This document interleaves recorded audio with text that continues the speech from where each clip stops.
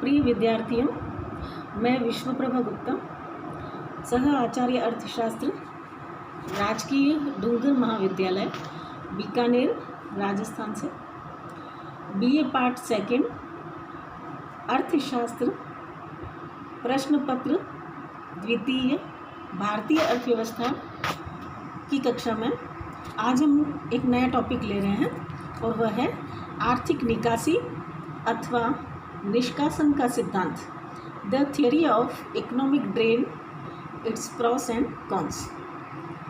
अब तक हमने जो पढ़ा उससे ये स्पष्ट हो गया कि ब्रिटिश शासन काल में भारतीयों का जो आर्थिक शोषण हुआ और जिस तरह से विश्व के एक समृद्ध देश को अपने शासन के लगभग 200 वर्षों में कंगाल बना दिया गया, उसका उदाहरण हमें विश्व के इतिहास में और कहीं नहीं मिलता। अंग्रेज शासकों ने अपनी दोषपूर्ण नीतियों से भारत के स्वदेशी उद्योगों को कुचल दिया, व्यापार को नष्ट कर दिया, दोषपूर्ण भूमि व्यवस्था से किसानों को निर्धन और भूमिहीन बना दिया, रेलों के निर्माण में देश के सीमित साधनों से ब्रिटिश पूंजीपतियों को लाभान्वित कर दिया। इस प्रकार अनुचित ढंग से करोड़ों रुपए के साधनों को उन्होंने अपने हितों में उपयोग किया और बिना प्रतिफल के आर्थिक शोषण की इस प्रवृत्ति को ही इतिहासकारों ने आर्थिक निस्सरण या इकोनॉमिक ड्रेन का नाम दिया है या आर्थिक निकासी का नाम दिया है। अब आर्थिक साधनों के बाह्य बहाव या आर्थिक निकासी का जो अर्थ है उसका तात्पर्य उन समस्त भुगतानों से है जो भारत के द्वारा ब्रिटेन को किए गए बिना किसी प्रतिफल के और बिना उत्तरदायित्व के। ये भारतीय अर्थव्यवस्था की वास्तव में बचतें थी जिन्हें अंग्रेज शासकों ने अपने शासन की कीमत, रेलों के विकास के प्रतिफल, होम चार्जेज, युद्ध व सुरक्षा की लागत और अनार्जित लाभ के रूप में ब्रिटेन को भेजा। पूंजीगत साधनों का यह बहाव अंग्रेजों द्वारा ठीक उसी प्रकार की एक लूट खसोट थी जैसे कोई डाकू किसी व्यक्ति का बलपूर्वक धन छीन लेता है और उसको उफ भी नहीं करने देता। अंग्रेज शासकों की यह जो डकैती थी वह 1758 से 1939 तक यानी कि लगभग 180 वर्षों तक यह उनकी जो डकैती थी हम कहें वो चली और जो कि प्रतिवर्ष राष्ट्रीय आय का 2 से 3% भाग थी। भारत में आर्थिक साधनों के बाह्य बहाव, आर्थिक साधनों के निकास या शोषण के सिद्धांत का जो ये प्रतिपादन किया वह किया श्री दादा भाई नौरोजी ने, जिन्होंने विभिन्न पत्रों के माध्यम से, सभाओं, प्रतिवेदनों, सेमिनारों के माध्यम से ब्रिटिश शासकों के द्वारा भारत से आर्थिक साधनों के निकास की हेय स्थिति और करुण कहानी को उन्होंने बताया और उन्होंने भारतीय देशभक्तों का ध्यान इस ओर आकर्षित किया। इस संबंध में हम देखते हैं कि आगे चलकर जस्टिस रानाडे, RC दत्त तथा अन्य राष्ट्रवादियों ने भी अंग्रेजी शासन के इस शोषण की कड़ी भर्त्सना की।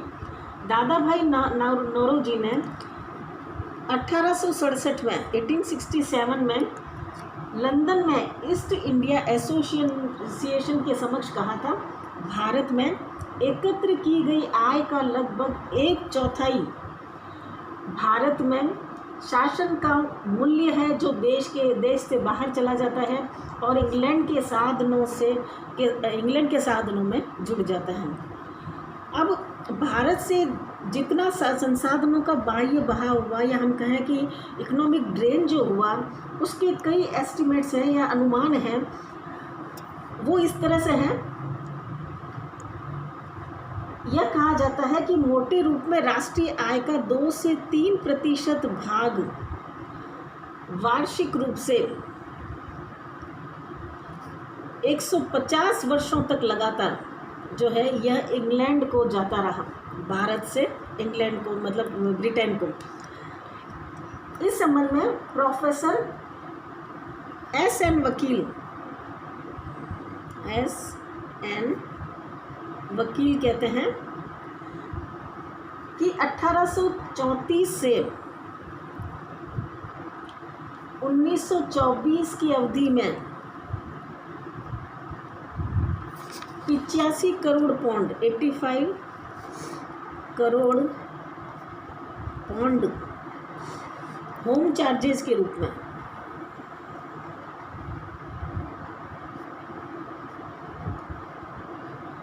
और 20 करोड़ पौंड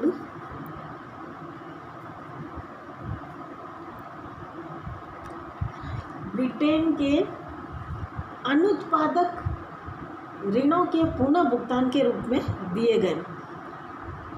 इस प्रकार सरकारी खाते में आर्थिक साधनों का बाह्य बहाव जो था वह 105 करोड़ से 120 करोड़ पौंड के लगभग था।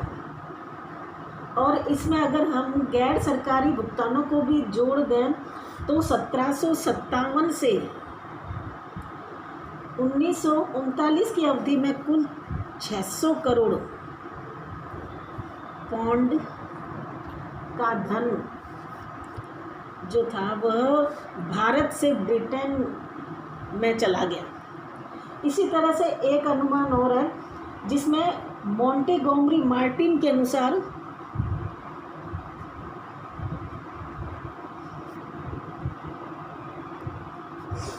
वो कहते हैं कि वार्षिक बाह्य बहाव की जो मात्रा थी 30 से 40 लाख पौंड वार्षिक।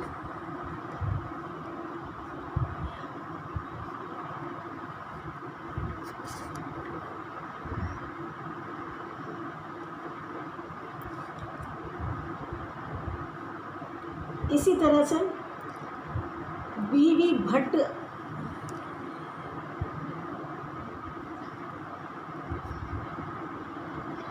कहते हैं कि आर्थिक निस्सरण की कुल राशि जो थी वह 600 करोड़ पौंड के लगभग थी। इसी तरह से आर.सी. दत्त, रमेश चंद्र दत्त कहते हैं कि 1757 से 1939 की अवधि में आर्थिक साधनों के बाह्य भाव का अनुमान 30 लाख पौंड वार्षिक था। यानी कि इन आंकड़ों पर हम नज़र डालें तो हमें लगता है कि अंग्रेज़ों ने जी भरकर भारत को लूटा और बिना किसी प्रतिफल के, बिना किसी उत्तरदायित्व के उन्होंने यह राशि भारत से ब्रिटेन को जो है वो भेजी, जिसका खामियाजा हमारी देश की अर्थव्यवस्था को भुगतना पड़ा। और जो एक अर्थव्यवस्था विश्व में अग्रणी अर्थव्यवस्था थी, शीर्ष पर थी, उस अर्थव्यवस्था को उन्होंने कंगाल बनाने में कोई कसर नहीं छोड़ी। अब आर्थिक साधनों का ये जो ड्रेनेज हुआ, ये निकासी हुई, इसका निष्कासन हुआ, उसके कई तरीके थे, उसके कई रूप थे। तो वो हम लेते हैं आर्थिक साधनों के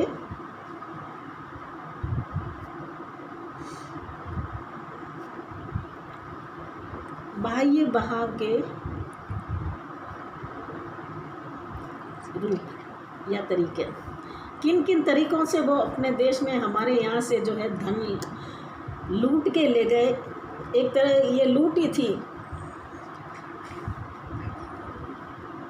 सबसे पहले जो उनका तरीका था वह था ईस्ट इंडिया कंपनी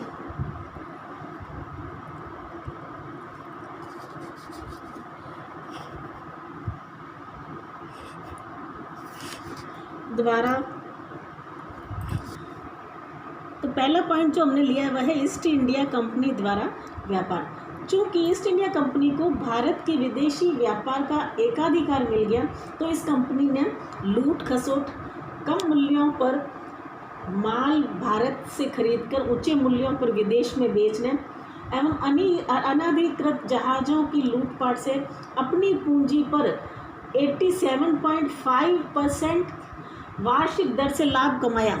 यानी कि लाभ की आप परसेंटेज देखिए कि 87.5% वार्षिक दर से इन्होंने लाभ कमाया, जो कि विश्व इतिहास में इसका उदाहरण मिलना बहुत ही मुश्किल है, नहीं है। कंपनी को रानी एलिजाबेथ प्रथम का आशीर्वाद था, जो उसमें स्वयं हिस्सेदार थी। ब्रिटिश शासन की भी कंपनी में 7,000 पाउंड की पूंजी थी, अतः बड़ी मात्रा में लाभ ब्रिटेन भेजा गया। 1874 तक 6.3 लाख पाउंड ब्रिटिश अंशधारियों को भुगतान किया जा चुका था। दूसरा इसका जो तरीका रहा या हम कहें फॉर्म था, वह है रेल निर्माण में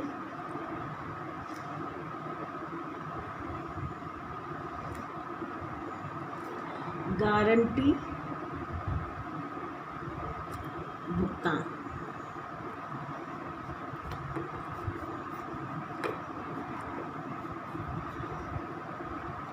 ब्रिटिश शासकों ने भारत में रेलों के निर्माण के लिए ब्रिटिश पूंजीपतियों को यहाँ आमंत्रित किया और साथ ही उनको पूंजी विनियोग पर प्रारंभ में 4.5 से 5% का गारंटीड ब्याज दिया और लाभ में आधा हिस्सा देना स्वीकार किया। नई योजना में भी 3.5% वार्षिक ब्याज की गारंटी दी गई और 1849 से 1900 की अवधि में ही भारतीय अर्थव्यवस्था को 58 करोड़ रुपए का घाटा उठाना पड़ा, क्योंकि यह ब्रिटिश पूंजीपतियों को गारंटी भुगतान के रूप में चुकाया गया। तो इस तरह से रेलों के निर्माण के माध्यम से भी उन्होंने भारतीय संसाधनों को अपने हितों के लिए प्रयोग किया और यहाँ से हम कहें कि इकोनॉमिक ड्रेन हुआ। तीसरा है विनियोग। भारत में ब्रिटिश पूंजी का विनियोग किया गया। 1833 के बाद प्रोत्साहित किया गया, किंतु ईस्ट इंडिया कंपनी ने भारत के आर्थिक शोषण का एक नया तरीका निकाला कि कंपनी अपने अर्जित लाभ का जो हिस्सा ब्रिटेन नहीं भेजती है उसे भारत में विनियोग माना जाए, जिस पर भारतीयों से ब्याज और लाभांश वसूल किया जाता था। इस तथा कथित जो विनियोग था इसकी 1903 से 12 की अवधि में जो राशि थी वह 19.23 लाख पाउंड थी और वास्तव में यह विनियोग नहीं था, यह भारतीय जनता का ही धन था, लूटा हुआ धन था। जो उन्होंने भारतीय जनता से लूटा था वही धन था और जिसको वे अपने धन के विनियोग के रूप में जो है जनता के समक्ष रखते थे। चौथा जो इन्होंने तरीका निकाला अंग्रेजों ने, वह था सार्वजनिक ऋण।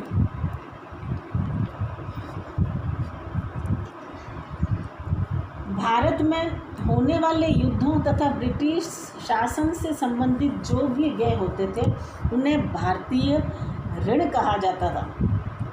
1792 में इस प्रकार के ऋणों का कुल योग 70 लाख पाउंड था, जो बढ़कर 1805 में 220 लाख और 1829 में 300 लाख पाउंड हो गया। 1858 में जब ब्रिटिश सरकार ने कंपनी शासन संभाला, उस समय इन ऋणों की जो राशि थी 1858 में वो हो गई 7 करोड़ पाउंड। इससे ये जाहिर होता है कि अंग्रेजों ने किस तरह से हमारे संसाधनों का जो है भरपूर प्रयोग अपने लाभों में किया और अपनी अर्थव्यवस्था को सुदृढ़ बनाया हमारे संसाधनों का प्रयोग करके। नेक्स्ट जो पॉइंट है वह है रुपए की